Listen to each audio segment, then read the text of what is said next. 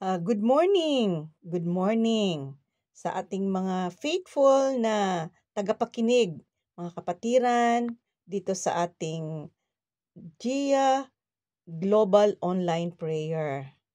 Purihin ang Panginoon na muli magkakasama tayo dito sa ating platform. Binabati ko rin ang ating butihing mga host, si Pastor Alan, Pastor Ravinos, si Pastor Rene, Pastor Heidi, maging si Pastor Gary, nagpasimula nitong gawaing ito. Salamat mga kapatid at patuloy tayong magpuri sa ating Panginoon at patuloy tayong mag-aral ng salita niya at makibahagi sa panalangin. Sa umagang ito, ang nais kong i-share sa inyo ay pinamagatan kong Bible Teaching About Rewards. Pero bago tayo magpatuloy ay manalangin muna tayo. Panginoong Diyos, marami pong salamat sa iyo pong pagkilo sa buhay ng bawat isa sa amin. Salamat po Panginoon sa lakas na ibinigay mo sa bawat isa sa amin pagising namin sa umaga.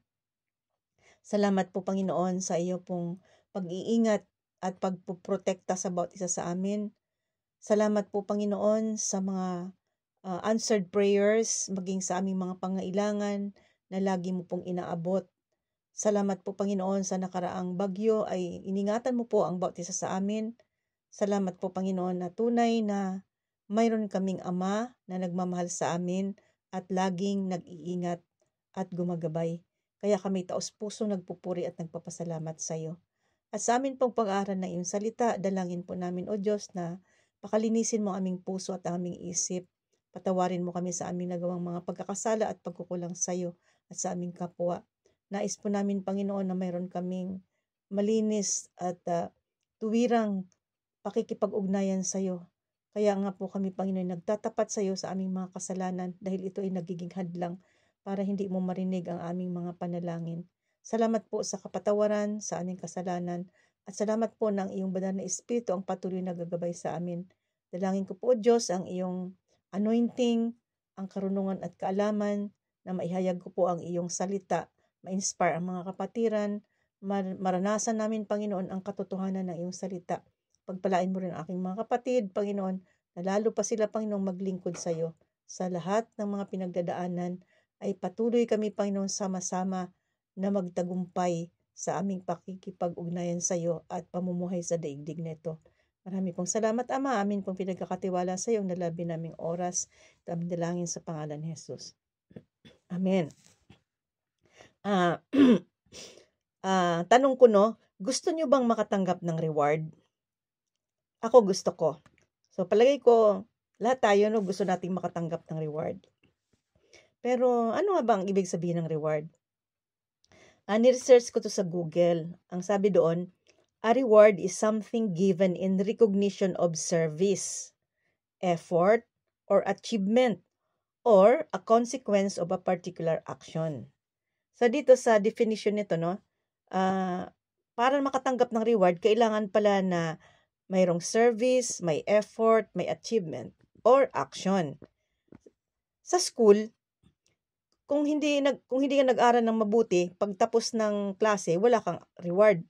Pero yung mga masipag mag-aral at involved sa mga curricular activities, ang dami nilang medalya, di ba? At siyempre, tuwan-tuwa sila. Sa trabaho naman, ang mga masipag ay napopromote at may salary increase. So, mayroong reward na natatanggap pag mayroon silang effort, service, achievement, or action. Sa buhay Kristiyano kaya, mayroon din ba tayong reward mula sa ating Panginoon? Basahin natin ang mga ilang Bible verses. Doon sa Matthew chapter 6 verse 6, sabing ganon, "But when you pray, go into your room, close the door, and pray to your Father who is unseen. Then your Father who sees what is done in secret will reward you." Ayun, may reward din pala, Kapag hindi natin ipinagyayabang yung ating pagpipray, pagka nagpipray tayo sa Panginoon ng directly to God, the Father who sees what is done in secret will reward us. Sa James 1 verse 12, sabing gano'n naman, "Blessed is the one who perseveres under trial, because having stood the test, that person will receive the crown of life that the Lord has promised to those who love Him." So mayroong crown of life na reward doon sa mga nagpi-persevere under trial. They stood the test, praise the Lord. So mayroon talang mga reward na binibigay ang Panginoon. Sa Colossus chapter 3 verse 24, sabi naman dito, Tagalog naman natin basahin. Sapagkat si Kristo ang Panginoong pinaglilingkuran ninyo at alalahanin ninyong pagkakalooban kayo ng Panginoon ng gantimpalang inilaan niya para sa inyo. Pero ang ano nito sa verse 23, ang preceding verse nito sabing ganon, anuman ang inyong ginagawa, gawin ninyo ng buong puso na parang sa Panginoon kayo naglilingkod at hindi sa tao. So pagka ganon yung ating motibo no sa paglilingkod, hindi tayo naglilingkod sa tao kundi sa Diyos, mayroon pala tayong reward. Ang Panginoon ang pinaglilingkuran natin kaya mayroon tayong reward. 1 Corinthians 3:14. Kung ang itinayo sa ibabaw ng pundasyon ay hindi masunog, tatanggap ng gantimpala ang nagtayo noon. So ito naman yung mga gawa natin ay pinapadaan sa apoy, no? So kung nasusunog ay walang gantimpala, pero pag hindi nasunog ay mayroong gantimpala. I believe doon na marami na tayong nabasa sa Word of God, halos ilang beses na nabasa ang Old and New Testament, no, from cover to cover. At marami tayong natutuhan dito. Ang salita ng Diyos ay nagtuturo ng ating Diyos ay nagbibigay ng gantimpala sa katapatan, sa pamamagitan ng earthly blessings, spiritual rewards like peace and joy, and most of all, through eternal treasures in heaven. So itong mga rewards na to, they are gift of peace, not of grace, no? Not something earned, and are giving to those who seek God and serve Him faithfully. So, karamihan ng mga gift ng Panginoon na hindi naman talaga natin na-earn, talagang pagpapala ng Diyos yun sa atin. It's by grace, no? And yung pinaka-ultimate reward is an eternal relationship with God. And though the Bible also speaks of future judgment and a proportional reward for the quality of one's work done for Him. So, ano ba itong mga types of rewards, no? Ito sa types of rewards na i-share ko lang sa inyo ay 3 bagay lang ito. Ang una, yung tinatawag nating earthly blessings. So, ang ano ba yung earthly blessings na ito binibigay sa atin ng Lord? Obedience to God can result in blessings like prosperity and peace, though these are not guaranteed and are subject to God's will. So, may mga earthly blessings, no? Pag sumusunod daw tayo sa Panginoon, nagre-result ito ng blessings like prosperity and peace, no? Yung peace talagang lagi yan, no? Na nararanasan natin. Yung prosperity, naranasan ko ito, no? Yung pagpapala ng Panginoon, 'di ba yung blessings, yung sa Deuteronomy chapter 28 verses 1 to 14, ito yung chapter of blessings and curses, sa 28. So, doon sa 1 to 14, yung lahat ng mga blessings sinasabi doon ng Panginoon, no? Sa aking nakaranasan, yung earthly blessings, sabi, pag obedience to God, pag sumusunod tayo sa Panginoon, nagre-result ito ng pagpapala. Nung bago-bago ako dito sa Italy, di ba, ang natin ay mag-preach ng gospel to all creatures. So, ang unang amo ko ay matanda. Hindi siya marunong mag-English at hindi rin ako marunong mag-Italiano.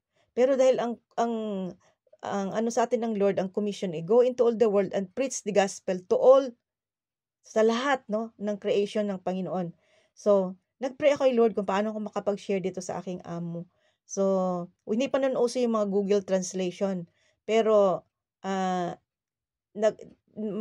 yung bagas ay hindi kagaya ngayon na madali na lang, no, na may Google Translation talaga. Pero noon ay talagang nagre-research ako.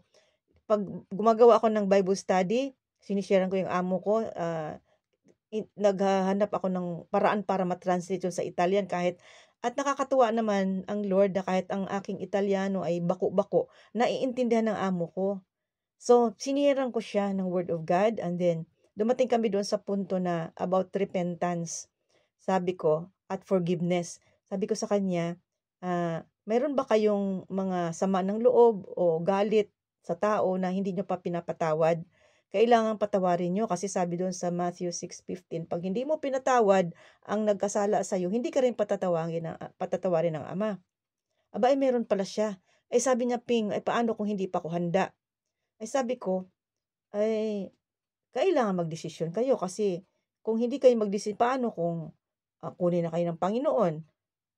Saan kayo pupunta kung hindi kayo pinatawad ng kasalanan nyo? Pinabasa ko sa kanya yung Word of God kasi may Italian Bible siya. Pinabasa ko. So, naintindihan niya. Sabi niya, bigyan mo muna ako ng panahon, sabi niya.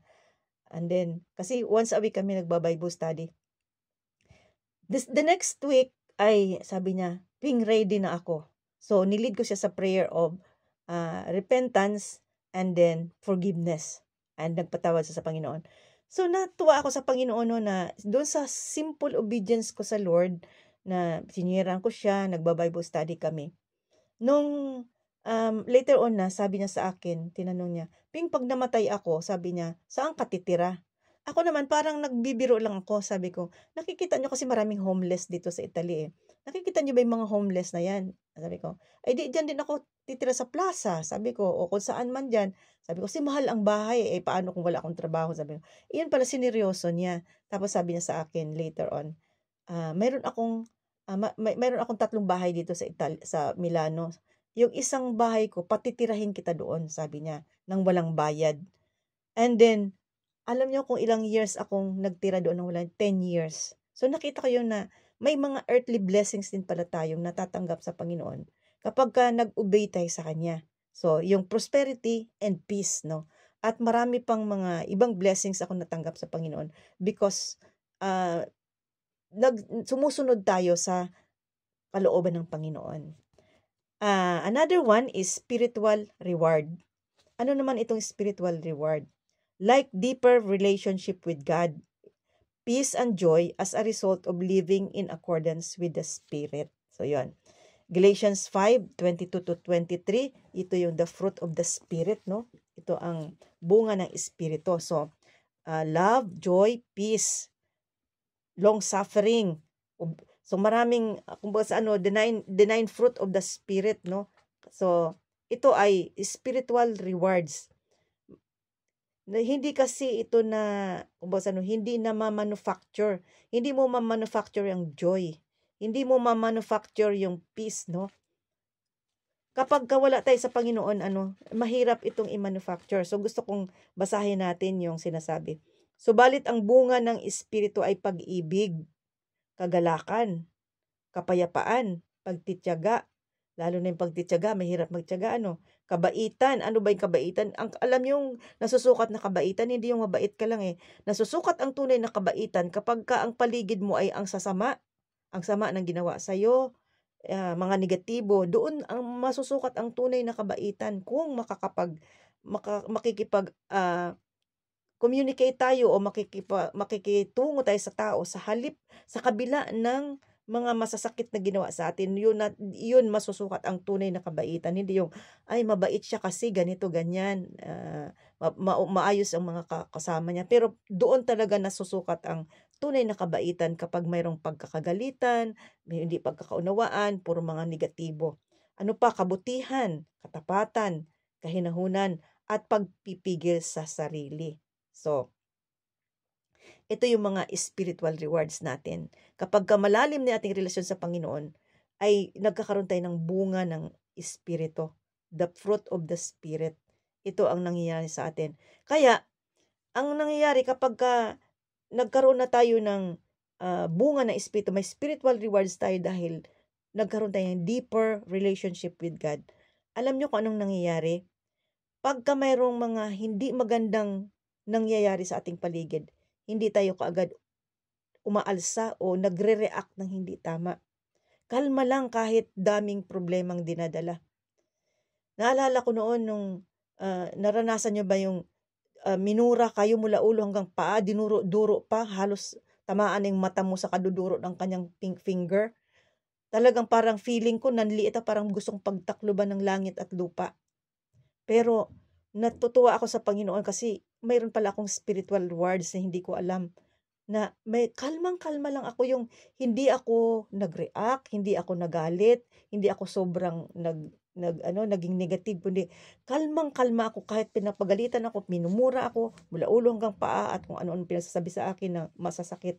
Kalmang-kalma lang ako. So, ito pala yung mga bagay na nararanasan natin. Reward pala yan sa Panginoon. Kasi dati hindi ko alam na reward pala yun eh. So praise God na maranasan natin ito kapag lalo tayong lalim sa ating relasyon sa Panginoon. At ang pangatlo, yung tinatawag na heavenly rewards. Ito naman, ang Bible lagi sinasabi yung treasures in heaven that are imperishable, such as inheritance from the Lord. No? Sabi naman doon sa Matthew 5:12, rejoice and be glad, because great is your reward in heaven. For in the same way, they persecuted the prophets who were before you. So, mayroon palang reward in heaven. So, ano ba tong mga tinatawag natin na heavenly rewards? Mayroon ditong 5 reward. I believe alam na natin ito. Pero gusto kong pag-aralan, kumbaga sa ating alalahanin natin uli. Alam kong alam na natin to. Yung 5 heavenly crowns. So, ano yan? Number 1, crown of life. Ano ba yung crown of life? It is awarded for enduring trials and persecution with faithfulness, even to the point of death.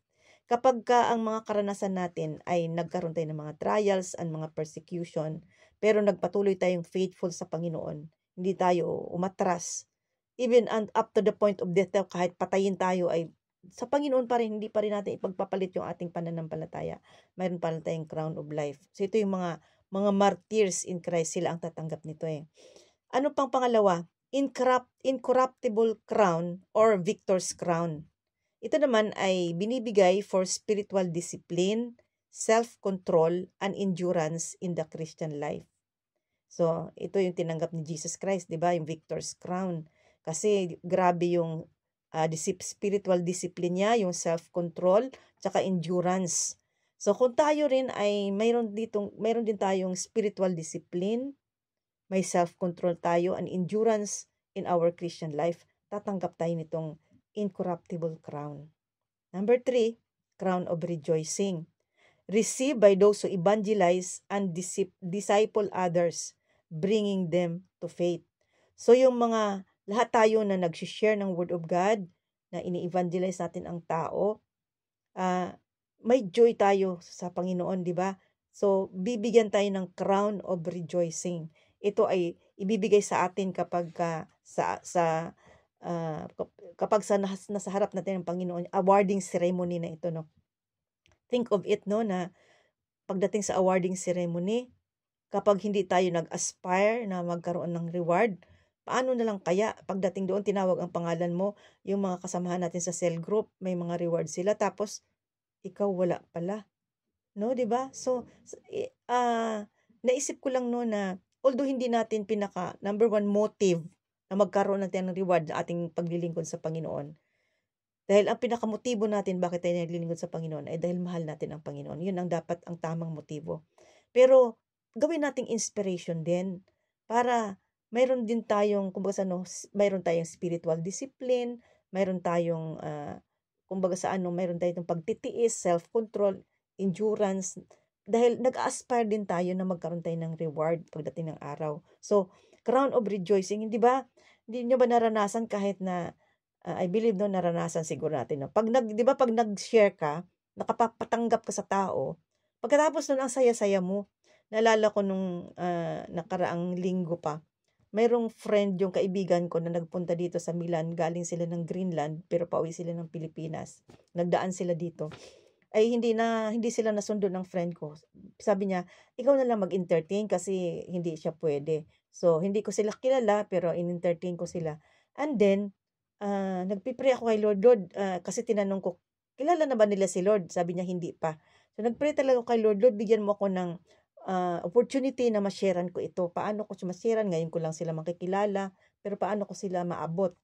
And true enough, the Lord will give us opportunity. Nalaman ko na mayroon pala siyang gout sa tuhod, kaya nahirapan siyang maglakad. Sabi ko, sige, ay kasi tinrate ko muna silang kumain sa restaurant. Pag uwi natin sa hotel nyo, ipagpipray muna kita doon sa iyong tuhod para maayos ang pagbiyahe papauwi ng Philippines. Ay, sige ate, sabi nga no. So, yun na yung opportunity. So, bago ko siya pinag-pray, pinatanggap ko muna sa Panginoon. At alam niyo, ang saya-saya ko. So, lalo na siguro sa heaven, no?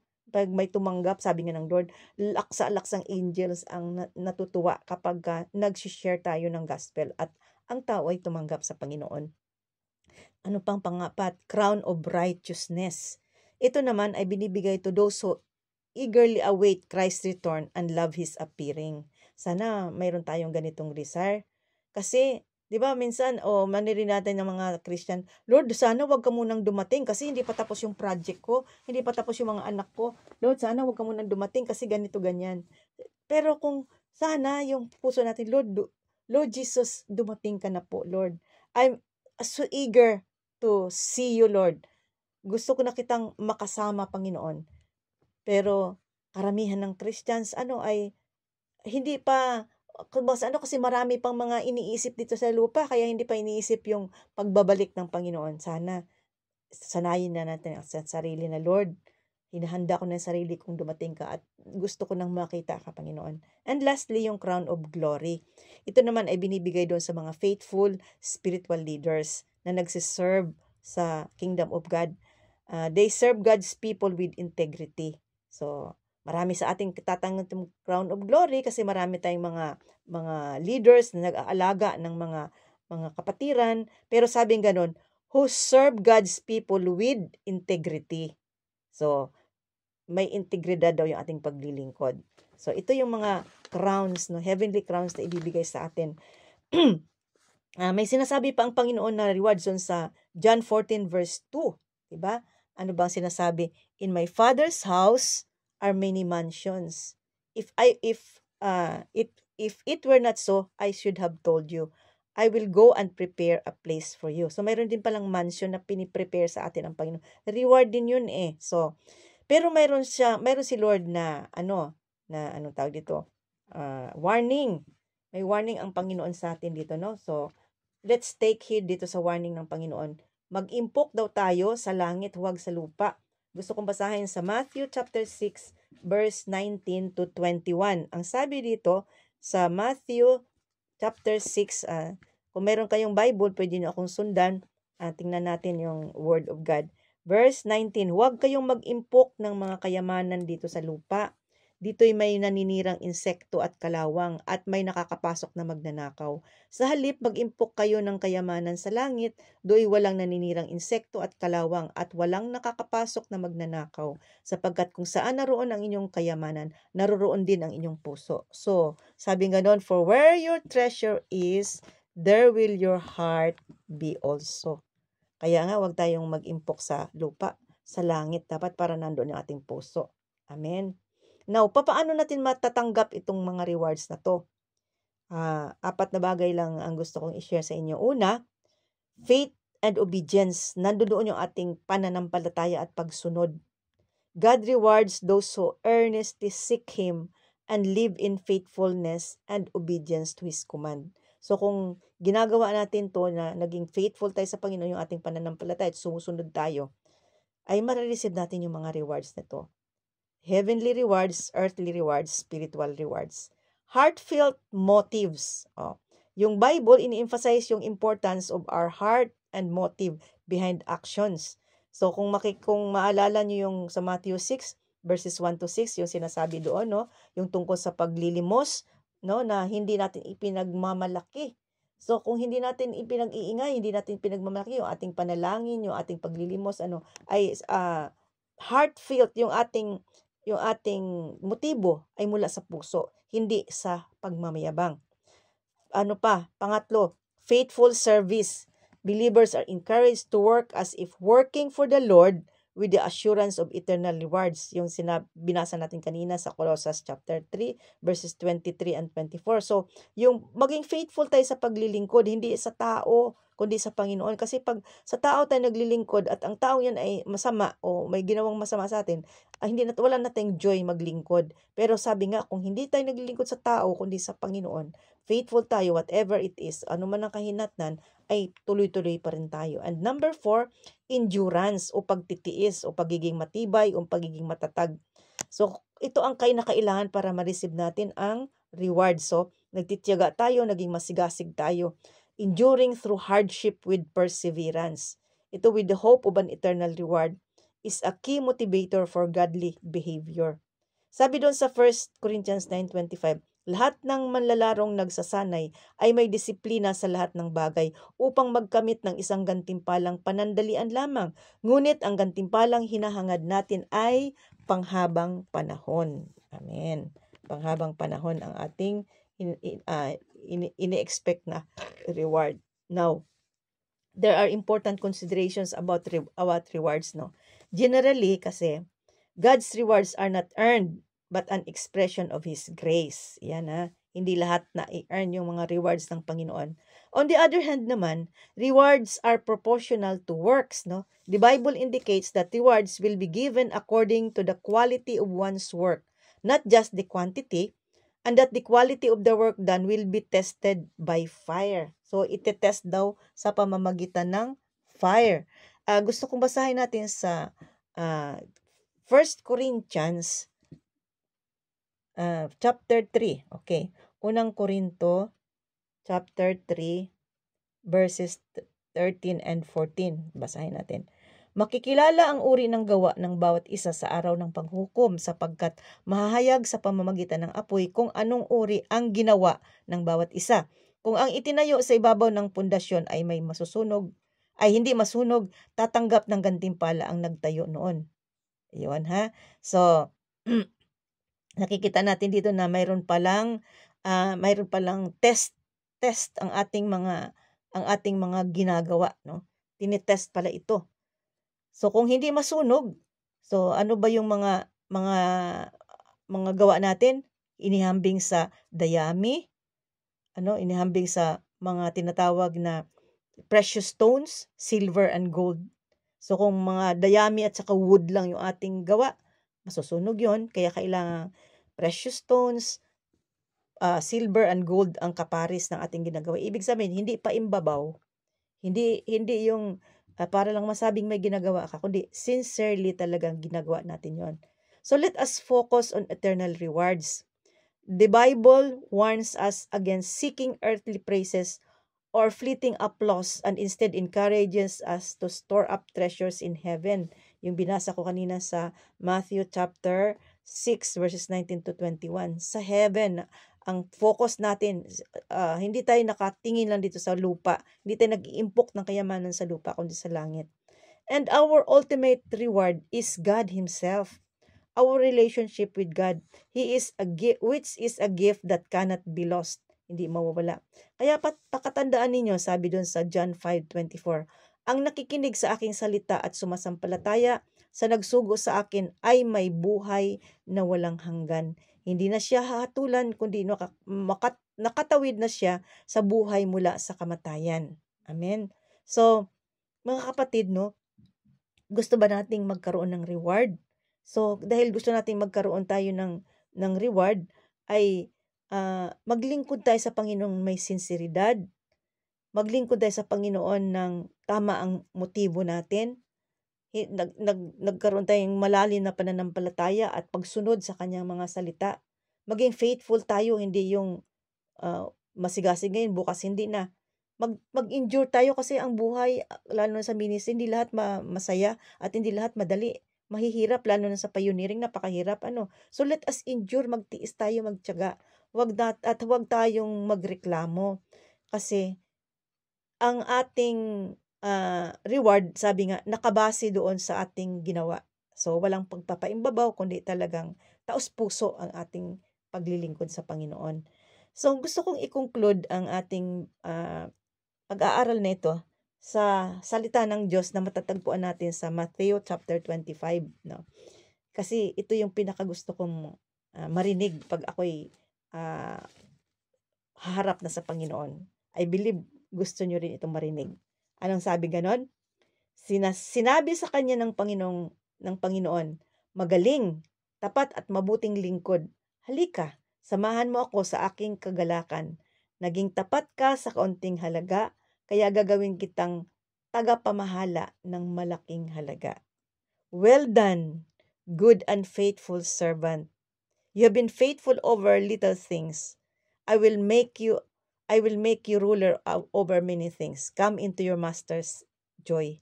So, 'di ba, 'yun ang gusto kong marinig, yung pinaka-ano na pagbungad kung makikita ko si Lord, 'yun ang pinakagusto kong reward na iwe-welcome ako ng Panginoon na, "Well done," sasabihing, "Well done."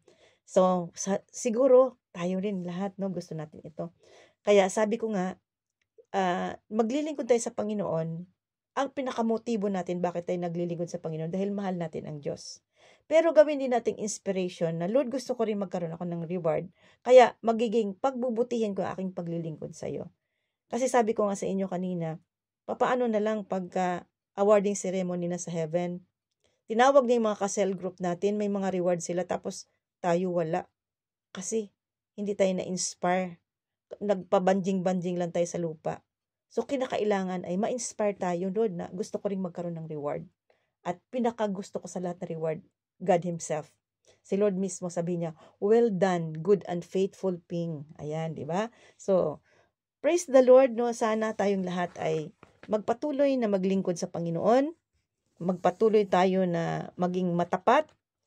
At nakita natin, hindi naman sa paramihan, kundi yung faithful tayo. Faithfulness ang gustong tingnan ng Panginoon, hindi sa paramihan, kundi magiging faithful tayo sa ating paglilingkod sa Panginoon sa lahat ng ating mga ginagawa. Amen? Tayo ay manalangin. Panginoong Diyos, salamat po sa iyong mga salita na pinag-aralan. Nawa, Panginoon, ay ma-inspire po lahat kami, Panginoon. Ma-inspire po sa aming paglilingkod sa iyo. Itatama namin kung anong mali para po, Panginoon, sa pagdating ng awarding ceremony sa langit ay makakatanggap kami pa ng mga rewards na nagmumula sa iyo. At habang nandito pa nga kami sa lupa, dahil may mga earthly rewards, Lord, ay amin din pong maranasan ang mga earthly rewards na ito, Panginoon. The prosperity and peace that you give us, Lord. Salamat po, Panginoon, at patuloy mo po, Panginoon, na inspired din sa aming pananalangin kasama na aming host. Nawa, lalo na po, Panginoon, sa panahon ngayon na ang aming bansa ay magulong-magulo. Amin pong idinadalangin sa iyo, Panginoon, na ikaw po ang mag-lead sa bawat isa sa amin at loobin mo, Panginoon, na sa aming pakikipag-isa sa panalangin ay amin ngang maranasan ang iyong kasagutan. Marami pong salamat, Panginoon, at amin pong pinagkakatiwala sa iyo ang bawat isa sa amin. Sa pangalan ni Jesus, Amen. God bless and bye-bye.